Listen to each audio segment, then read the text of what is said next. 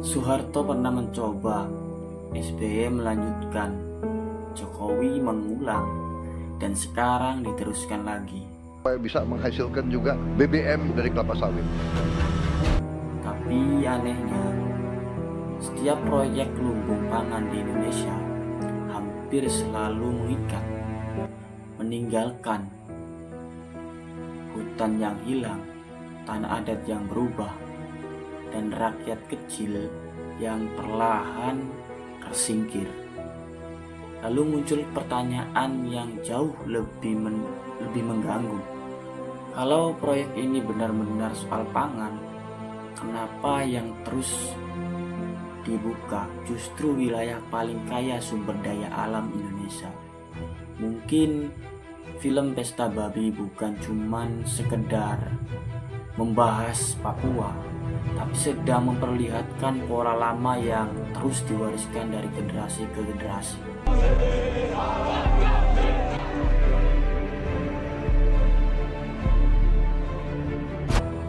Film Pesta Babi memperlihatkan suatu yang terasa sunyi, tapi mengganggu. Hutan-hutan besar di Papua mulai dibuka, alat berat masuk, jalan dibuat, perusahaan datang, dan masyarakat adat perlahan mulai kehilangan ruang hidup mereka sendiri.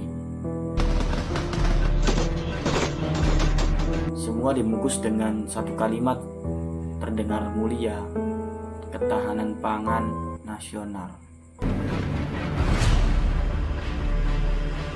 Karena kata pangan selalu terdengar benar, seolah siapapun yang mempertanyakan proyeknya akan dianggap melawan masa depan Indonesia. Tapi justru disitulah film ini mulai terasa gelap, karena pola seperti ini ternyata bukan pertama kali terjadi.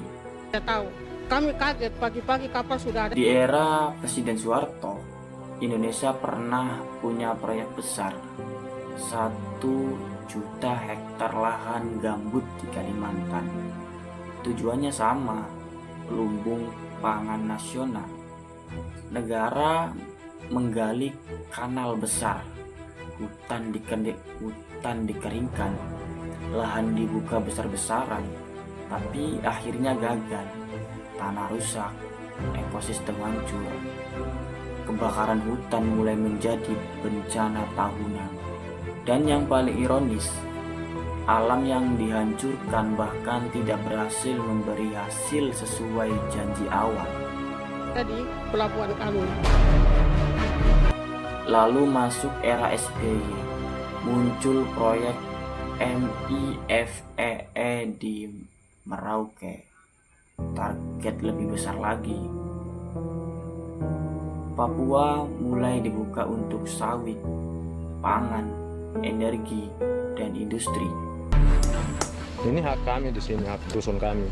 Film Pesta Babi sebenarnya memperlihatkan sisa luka dari pola itu, karena masyarakat adat mulai merasa pembangunan datang bukan untuk mereka, tapi untuk suatu yang jauh lebih besar. Dan semakin besar proyeknya,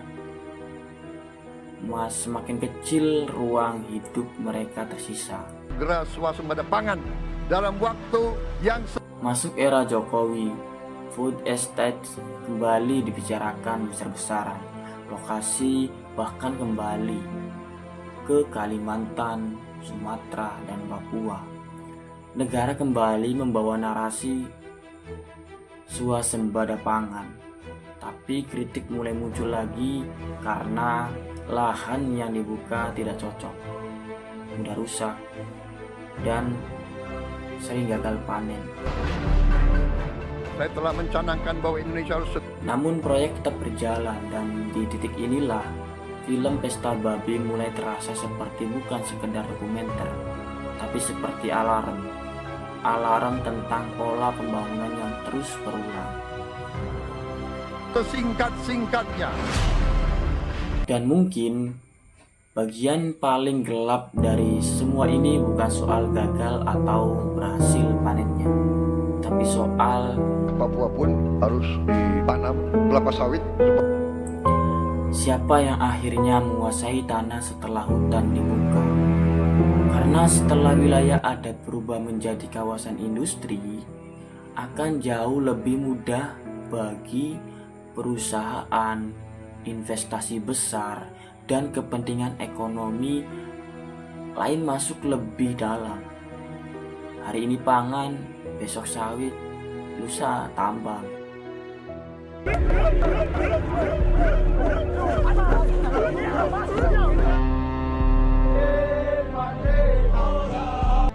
Dan pola seperti ini terasa terlalu sering muncul dalam sejarah Indonesia.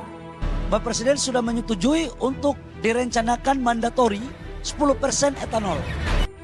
Film Pesta Babi memperlihatkan bahwa yang paling hilang bukan cuma hutan, tapi hubungan manusia dengan tanahnya sendiri. Bagi masyarakat adat Papua, hutan bukan sekedar lahan ekonomi. Hutan adalah rumah sejarah, identitas, dan kehidupan. Dan ketika semua hilang, yang terasa bukan cuma kemiskinan, tapi trauma yang diwariskan ke generasi berikutnya. Mungkin karena itulah film ini terasa sangat mengganggu.